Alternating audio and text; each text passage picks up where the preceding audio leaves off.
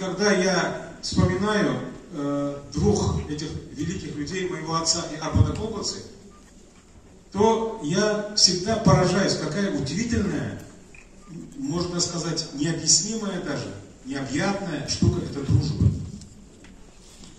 Вот представьте себе, два молодых парня в расцвете сил познакомились в лагере, когда им было по 25, по 26 лет.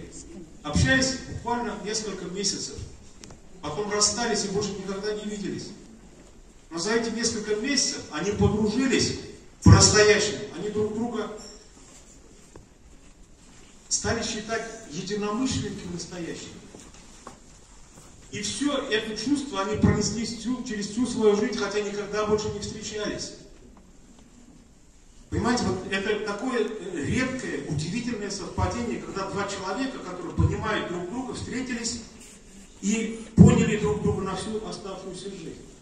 Хотя отец пытался потом Арпада найти, но так это и не получилось, но только благодаря Милевше Хабудиновой мы с Арпадом впоследствии познакомились, и когда он приехал в Казань, вдруг все Гилязовы почувствовали, какой это удивительно теплый и близкий человек.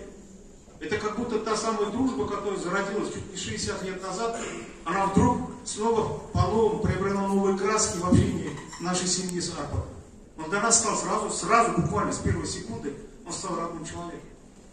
И знаете, и мне прежде всего хотелось бы еще один момент отметить. Когда Арпад заходил к нам в дом, вы видели это на кадрах репортажа, вы обратили ли внимание, что он взял в руки два портрета моего отца, которые он выполнил в 1954 году. Там стоит дата, январь 1954. И сам был потрясен этим. Это действительно потрясающая сцена. Потому что он взял в руки те рисунки, которые он сам выполнил, получается, почти 70, почти 60 лет назад. Он был удивлен этому. Как это так можно, что они сохранились?